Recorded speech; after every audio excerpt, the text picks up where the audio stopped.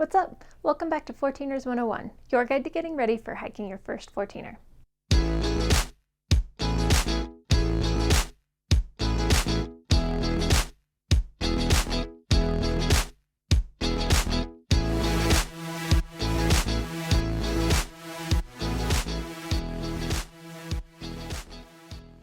I'm Leigh, and I'm very excited to be digging into trip planning. I'm going to break trip planning up into two videos. This video will be focused on considerations for picking a route, and the next video will be about making a trip plan. The first step of choosing which 14er to hike can be intimidating for a lot of people. There are so many options out there, at least in Colorado.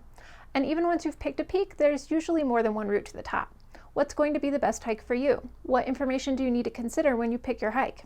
I'm going to break it down for you and hopefully make it easier for you to sort through the options. For picking routes, I'm going to talk about the two main factors you can use to help narrow down your focus when sorting through possible route options. First, there's assessing the difficulty of a route, which includes looking at class ratings, elevation gain and mileage, and risk factors. Second is assessing access to the trailhead.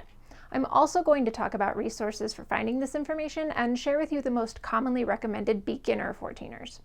When we're trying to find hikes at an appropriate level, the first tool we can use is class ratings. Each route on a 14er has a class rating of 1 to 5. These numbers come from a rating system called the Yosemite Decimal System, or YDS. This system was devised by the Sierra Club in Southern California in the 1950s. In the YDS, Class 1 is the easiest and Class 5 is the most technical. This is actually the same system used to rate technical rock climbing routes if you're familiar with ratings like 5.6 or 511B. Rock climbing ratings are sub-ratings of the 5th class. But let's focus on numbers used for hiking. Class 1 is considered easy hiking, usually on a good, clearly defined trail. Class 2 is more difficult hiking that may be off-trail. You may also have to put your hands down occasionally to keep your balance. This might include hiking on talus or scree. Class 2 includes a wide range of hiking, and a route may have some exposure, loose rock, or steep scree. Class 3 is generally called scrambling. You'll find yourself using your hands to hold the terrain or find your route. This can be caused by a combination of steepness and extreme terrain like large rocks. Class 4 is considered climbing. Handholds in addition to footholds are needed for upward or downward progress. Rope is sometimes appropriate on Class 4 routes. The terrain is usually steep and dangerous. Class 5, as previously mentioned, is technical rock climbing that usually involves the use of rope and belaying. When choosing your first route, it's best to stick to Class 1 or 2. Don't be afraid of starting on a popular Class 2 route. Only 8 of Colorado's 14ers have Class 1 routes, and Class 2 routes are typically very manageable. I don't advise a Class 3 route as your first 14er unless you have experience with rock climbing, scrambling, and route finding. Class 3 through 5 routes are technical. They can have dangerous exposed sections, and the route isn't often clear. Heading off route can put you in even more exposed and risky terrain. There's more stuff you need to know about these routes and extra gear you should carry, which I'm not getting into in these videos. I'm focusing on preparation for Class 1 and 2 routes.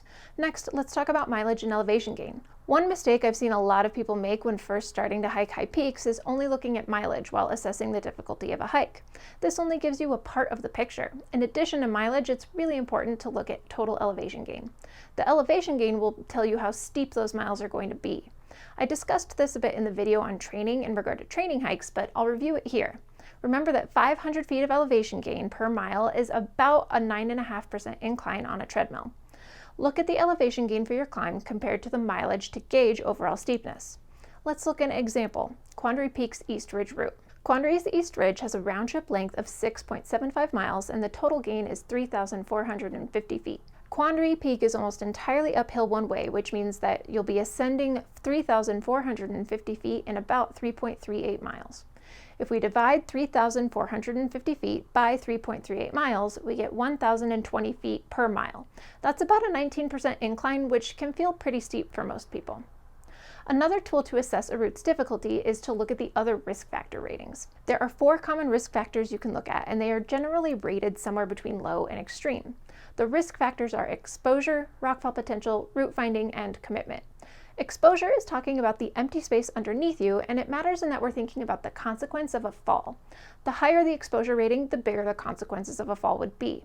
Exposure ratings tend to increase along with class difficulty, but this isn't always the case. Exposure is also important to think about if you're afraid of heights or if there are high winds in the forecast. If you have a fear of heights, then generally more exposure will make you more uncomfortable.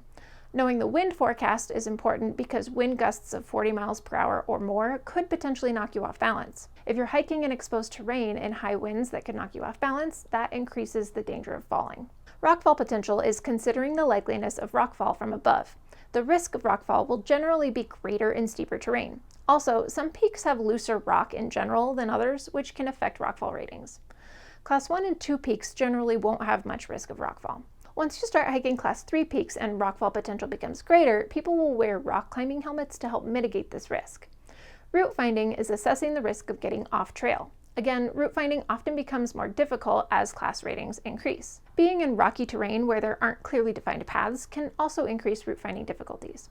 Navigation skills become more important when route finding is difficult, especially on routes that are less popular and therefore don't have as many other people hiking them to help point the way. Commitment, the last risk factor, considers your time exposed in dangerous terrain to get to a summit, as well as how easy or difficult it would be to bail from the route should you decide to turn back. Routes with higher commitment are generally considered to be more dangerous as it takes longer to return to a place of relative safety. Both route length and terrain difficulty are considered in the commitment rating. If we look at our example from earlier, Quandary Peak's East Ridge route, we can see that it's a Class 1 route and it has a low rating for each of the risk factors. This is partly why it's such a popular route for a first 14er. Another example is Mount Sherman's Southwest Ridge, also a popular first 14er route. This route has a class rating of 2, moderate exposure and rockfall potential, and low route finding and commitment. So this is still an easier route, but it might have some steeper sections and maybe a little bit of loose rock in places. When you're choosing a peak to hike, I also need to take a minute to mention that some peaks are on or have routes that cross private property. It is up to the landowners if they wish to allow public access on their land. In the case of Culebra Peak, for example, the owners charge a fee and have strict rules about accessing the peak on their property. Some peaks, at the time of this recording, are actually closed. If you find a peak is closed, please respect the closure and find other mountains to hike. There are people working on opening access to closed peaks. Another important thing to consider when picking your route is what it takes to get to the trailhead. Some trailheads are easily accessed by any vehicle, even with paved parking lots.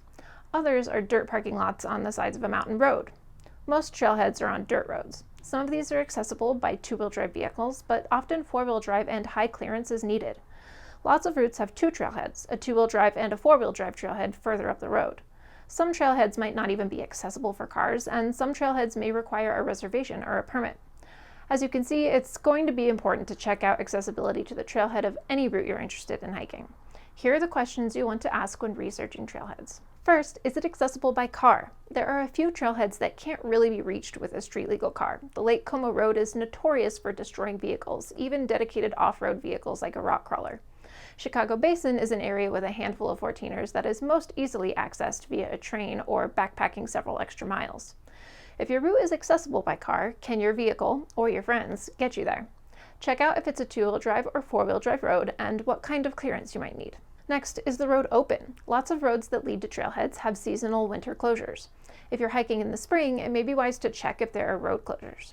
Do you need a permit or reservation? Areas like the Maroon Bells are very popular and require reservations to park at the trailhead. Quandary is another popular peak that requires a parking reservation during the summer. If you can't get a permit, a shuttle might be an option to look into. If you're going to attempt to drive up a more challenging road, are there obstacles along the way that you should be aware of? Sometimes there are fallen trees or rockfall that may not have been cleared away yet. Sometimes there are creek crossings that may need to be navigated.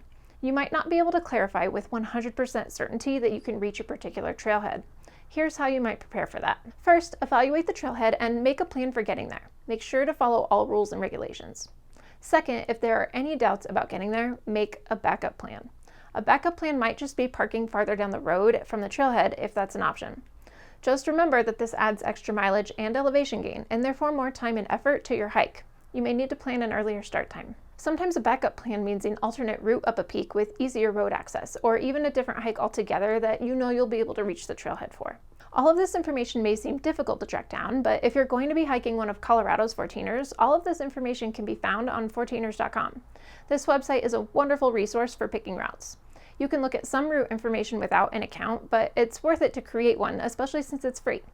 Having an account allows you to access more info, download GPX files, and participate in the forum if you'd like. Not only does this website have good information about the most popular 14er routes, it also has years worth of user trip reports, information on trailhead accessibility, and updates about the current conditions of routes and trailheads.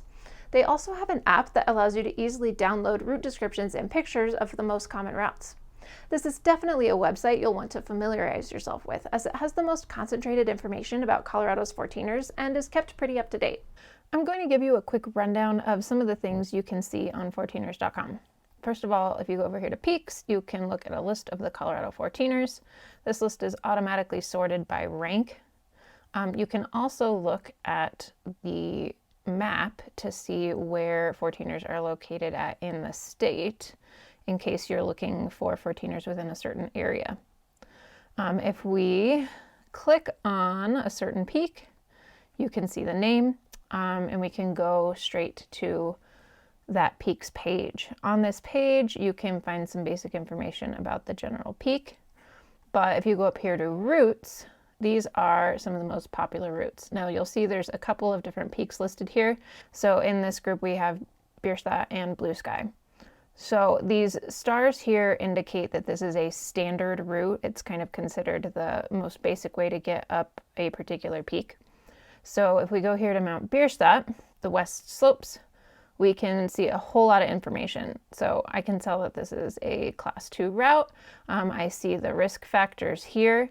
I can find information about the trailhead. If I click on a trailhead, I can get information about where it's located, pictures, the road difficulty, find driving directions and other information, as well as see these updates that people post about the road.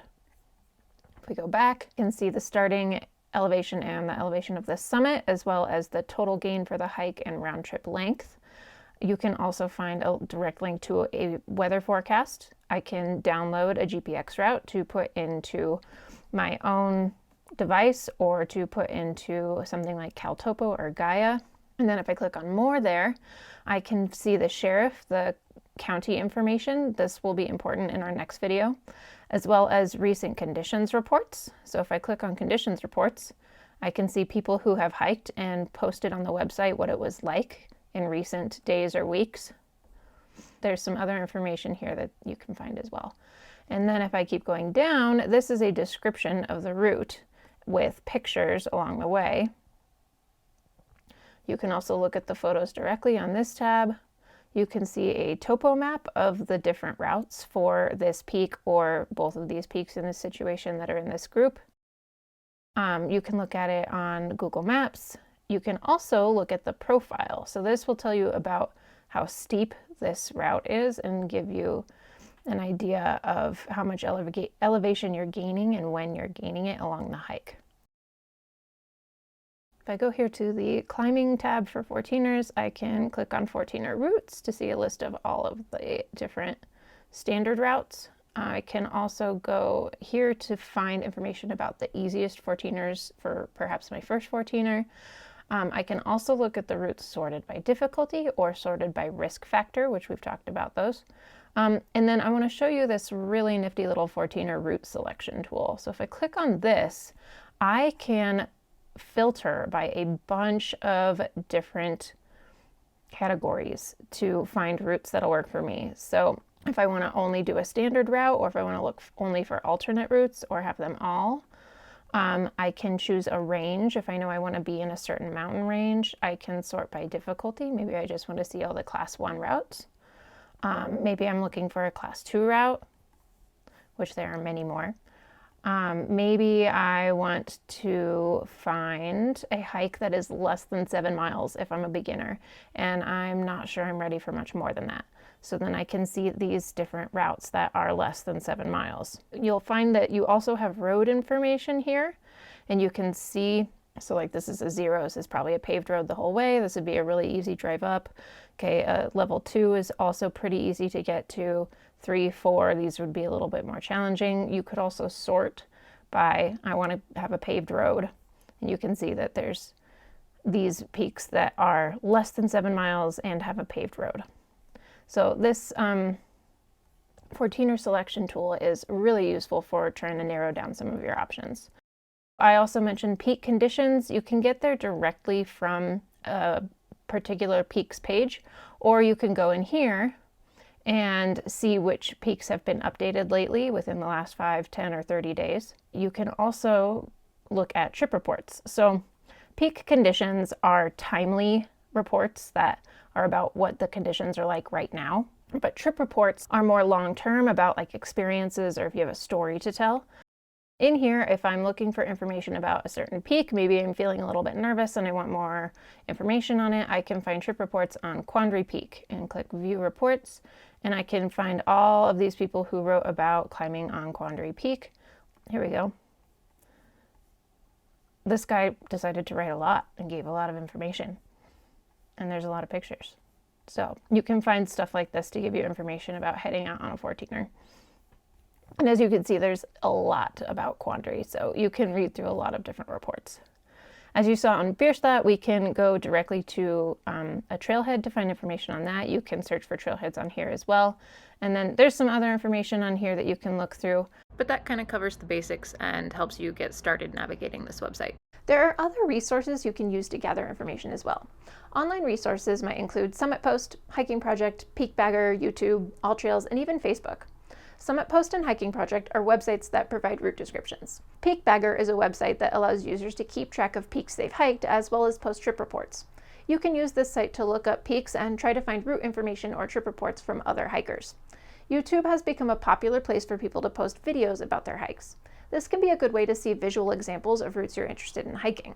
AllTrails can be nice for looking at current conditions by looking at the latest comments on a route, but I don't recommend relying on AllTrails for navigation. If you're not familiar with how AllTrails works, it allows users to add route data, which is how they can have information about so many different hikes. However, this means that you can end up following completely incorrect route information without knowing it. I've heard about multiple situations where people attempted to rely on AllTrails for 14er navigation and ended up in much more dangerous terrain than expected because it was an incorrect route. So it's best to use AllTrails as a secondary source of information. Facebook has some very active groups that regularly post information about hiking Colorado's 14ers, like the 14ers.com or Colorado 14ers Facebook groups. These can be a good place to see what current conditions are like and even to ask questions if you get stumped during your research. Guidebooks are also available on Colorado's 14ers, which can provide descriptions and maps. One of the most popular is Jerry Roach's book on Colorado's 14ers. If you're looking to climb a high peak that isn't in Colorado, you might have to work a little harder to find information. You can try looking for trip reports that people have posted online or searching websites like Summit Post for route descriptions. Peakbagger may have links to GPX files or trip reports that people post. AllTrails may even be able to provide you with some of this information if it's a popular trail, but remember to verify that information elsewhere. Guidebooks are also a solid option for other areas. Contacting the local land manager's office for the area or a local guiding company is always an option to try to gather information as well. These people may also have suggestions of other quality resources that may help you with researching your route. One of the most common questions I see asked is, what peak should I do for my first 14er? A quick Google search will definitely give you some appropriate recommendations, but here are the top 7 most recommended beginner 14ers in Colorado: Quandary, Elbert, Handies, Grays, Blue Sky, Bierstadt, and Sherman. The standard routes on Quandary, Elbert, Handies, and Grays are Class 1. The standard routes on Blue Sky, Bierstadt, and Sherman are Class 2. Bierstadt is by far the most accessible with a paved road and no permits. This also makes it very popular, and you're likely to see a lot of other people out there on the trail. The trailhead also fills up quite early on the weekends. Quandary's trailhead is very accessible year-round, but in the summer you'll need to purchase a parking reservation. Blue Sky has easy road access as well, but the road is only open seasonally, and you'll need a permit to be able to drive up. The others have dirt road access of varying levels of difficulty, Elbert likely being the easiest, and Grays and Handies being more difficult. Now, you definitely don't need to hike one of these peaks as your first 14er. There are plenty of other options as well. These are just suggestions if you're not sure where to start. So that wraps up this video on picking a route. I hope you feel more equipped to assess route information as you start to research your options. In the next video, I'll talk more about the next steps after you've picked some possible routes to hike. Good luck and get out there.